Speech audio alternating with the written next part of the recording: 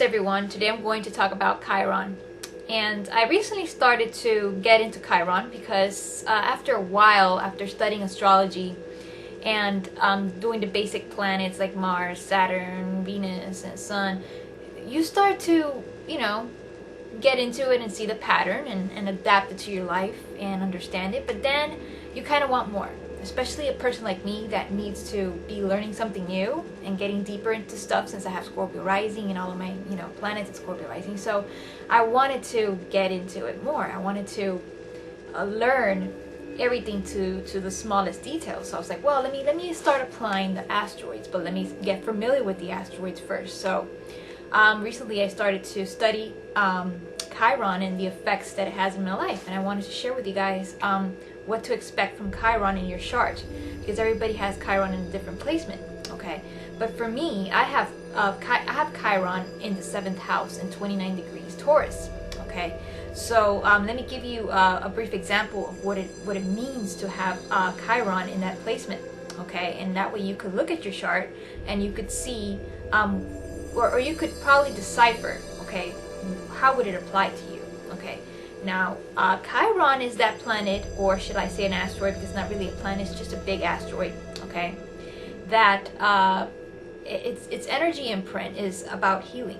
Okay, but it's not just about healing, it's about a person that's been wounded, okay, and knows how that wound feels, okay, and then heals itself by healing someone, okay, in a way, in a certain way. Okay, so we all know that wounds really don't heal.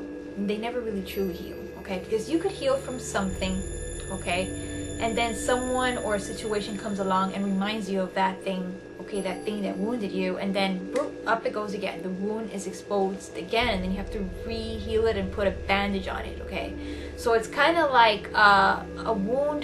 The wounds that we gain as humans, okay, it's kind of like falling on the floor, and then it becomes like some sort of hard shell underneath, and then it just never becomes the skin again. Okay, it's just a scar, and sometimes it just, when you point it out, it reminds you of it. It just opens it up again. Okay, that's the effect of being hurt, in the human body. Okay, in the human experience. So for me, I have Chiron in the 7th house. And the 7th house signifies partnership, marriage, commitment. It signifies the other person that's mirroring me.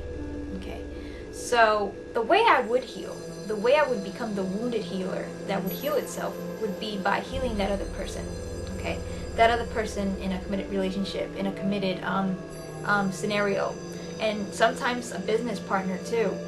Someone that's not necessarily involved romantically, but someone that's committed to you some way, okay, or another in life. It could be a parent, okay, it could be a grandparent, or it could be a friend that's really much more of a partner than a friend that would fall in the 11th house. So for me, it would be someone in that area. However, it's in the 29th degree. It's almost in Gemini. Okay, and I wouldn't say it's almost in the 8th house, because the 8th house would cross by my 6th degree of Gemini, but you could say it's a little cusping a little bit. So it also has to do with the 8th house too, and has to do with giving and receiving.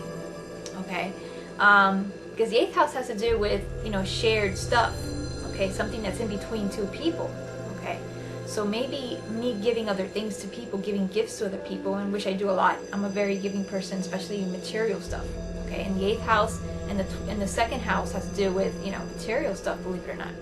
So the 8th house, I do heal a lot by making a lot of gifts.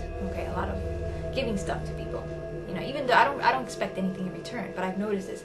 And being in Taurus, and Taurus is a material, it's a material constellation. So again, it's about doing something physical. Maybe someone has a misalignment, and then I heal that person, and then I heal myself because I feel really, really good. I feel great. So studying Chiron there, I realized what it meant. Now Chiron transiting, that's another story, because Chiron transiting will open a wound in any area of your life, while it's transiting. Okay, but the one that's in your natal chart, it's just something that's just permanent in your whole life. Something, it's like it's the storyline of your life. Okay, it's the karmic debt of your life. Healing with that partner, it's just, you know, the ultimate way of healing. However, when he's transiting, it's just going to bring up wounds in different areas of your life where you have experienced, because we all have experienced wounds in different areas of our lives. Okay, so I hope that this video kind of helped you navigate through, you know, how to read Chiron on your chart, because a lot of people have had a lot of questions with this, and I don't blame them, because, you know, we barely don't talk about Chiron, and I think we should make more videos about Chiron and studying a little bit more, because it's very, very interesting. So I hope you enjoyed this video, and namaste.